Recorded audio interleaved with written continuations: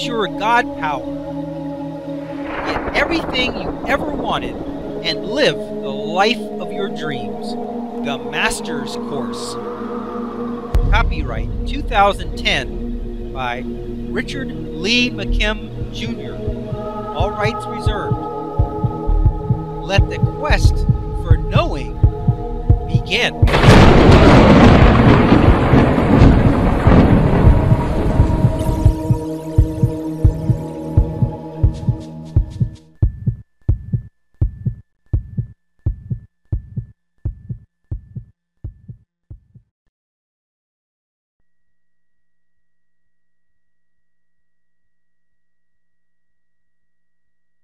Your emotional volume.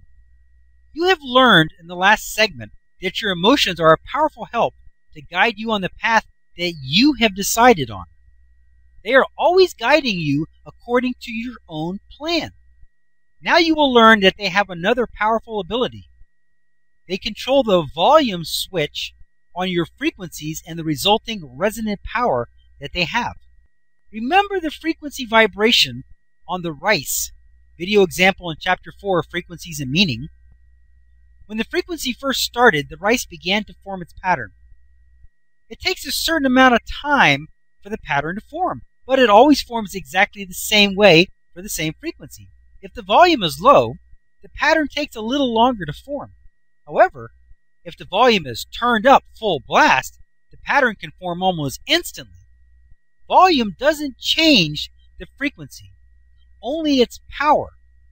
The more volume, the more powerful the creation, but it is still the same creation, just more powerfully enacted. For best results, pause this video at this point here, and watch the video example mentioned in the segment. The links are located in the book chapter, and at the end of the book. If you are watching this online, you will find the link for this video example listed in the notes section. Then, after watching the associated video example, continue watching this video from here. Remember the glass resonating experiment in the video example in Chapter 5, Resonance, the secret matchmaking force of the universe, where the frequency shattered the glass? If the volume had been very low, it still would have vibrated the glass and elicited a response. However, the response elicited would have been minimal, and the glass would have been able to vibrate forever at that level. However, when the volume was turned up and the frequency still remained the same, a much greater response was elicited from the glass. It was forced by resonance to begin to actually bend and flex to such a degree that it eventually shattered itself. That is the power of volume. High emotional volume can make people bend over backwards to help you or bend over backwards to hurt you. It all depends on whether you have turned up the good or the bad emotional volume. Like the guitar, if you gently pluck the first guitar on string number 3, which sounds like this,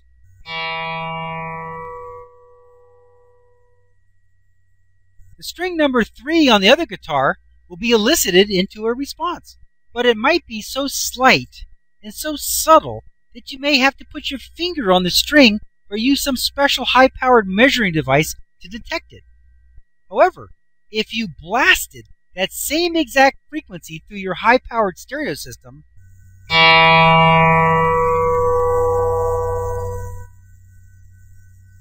not only would the string on the other guitar vibrate so powerfully that you could see it vibrating, but other strings that don't even resonate at that frequency will be elicited into action by the power of the sound vibrations. Your walls will shake and everything will be vibrating. That is the power of volume.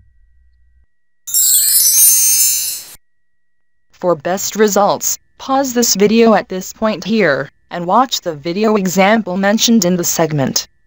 The links are located in the book chapter, and at the end of the book. If you are watching this online, you will find the link for this video example listed in the notes section. Then, after watching the associated video example, continue watching this video from here. That is the best way to explain this other aspect of your emotions. Your emotions are like a volume control on your creations. If your emotional level is low, you might say that your creation and resonant power levels are low. You could elicit opportunities and situations into your experience, but you may have to really look to see them. They will not be vibrating in a big, powerful way. However, if your emotional level is extremely high, an opportunity might actually crash into you. I mean that literally. Let's look at this illustration. Okay, in the first illustration, we have a positive, really feel good, high emotional level volume. It elicits a greater and more powerful positive response from the universe. Now, in looking at this illustration, we have a man with a really big green tuning fork on his mind. And he's thinking really powerful, great, positive, excited, ecstatic, enthusiastic, emotional thoughts. He is really excited about the situation. Now, if you look at it, he's eliciting from his environment, there's doors there. There's 3 green positive doors, but they're huge. And they're really being activated. Because when you're thinking very powerfully, emotionally, very powerfully, you elicit very powerfully. Now here on the other side of the illustration, you see there's a volume switch. And the volume switch is turned way up. You got way high emotional volume. When you have high emotional volume, you get high response. When you're really, really excited about a project, and you really, really are enthusiastic about something, doesn't it elicit more action from other people? Don't they get excited about it too? Don't they want to help? Throw in money on the deal, or throw in time, or do whatever? Don't they get excited and want to help? But if you got a really low kind of, ho-hum, could be, maybe, just a kind of a nonchalant feeling about the idea of the project, that doesn't elicit any kind of response from people. They might want to help, but they're not enthusiastic about it. They don't go out of their way. High, powerful, positive, emotional feeling is high volume frequency. It's the same frequency as the low volume. Now here we look down here at the positive, feel-good, low emotional volume. You see the doors are very tiny. And the tuning fork, it's in his mind, is very tiny. And the volume switch is way down. And it says here, in both of these cases, the frequency has stayed the same. It's thinking about the same thing. The same things are being elicited from the universe. But the difference is the volume or the power of the frequency, which determines how fast it will come and how big the elicited response will be when it shows up. Now, with the tiny doors, I think I'm going to find a job. I'm looking for one. You might have to look in papers and the jobs kind of stand out. The good ones kind of stand out. You kind of notice them because you're eliciting them. But because your emotional volume is so tiny about it, it's positive, but it's tiny. You might spot something, or you might mention it to a friend, and they might mention something. But with the high emotional, hey, I'm going to get a job, or I got this great idea, and all this kind of thing. Man, you know what? People call you. They say, hey, I was just thinking about you. You say, man, I can't believe you called me. I got this idea. You're just the person I need to talk to. That's how it works. You elicit a more powerful response from the universe on the same frequency. It's the same thing, but it's much more powerful. Someone might call you to give you a job. Someone might call you to give you some money. Someone might call you to give you some help.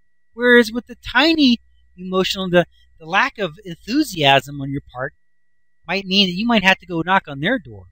You might still get it, but it's not going to be to the degree if you had a higher emotional volume. Emotional volume is a powerful thing. Now, if you have a positive emotional situation, you want to crank that volume to the top. Do it. Crank it to the top. Feel great. Get excited about what you're doing. Feel enthusiastic about what you're doing. Get excited about it. Because as you do, you're going to think of greater ideas. People are going to come to you. The situations are going to fall at your feet. You're going to see all the options clearly, big and bright and powerful. But if you're kind of ho-hum about it and kind of, not giving it too much thought and positive, yeah, I'm positive. I'm going to get one, or I got an idea, I'm positive about it. Well, you know what? It may take you a long time to get that put together.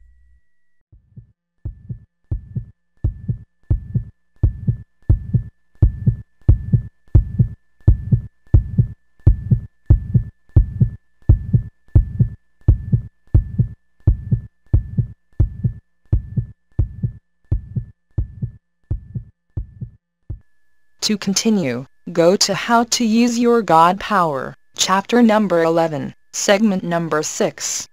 Let your quest for knowing continue.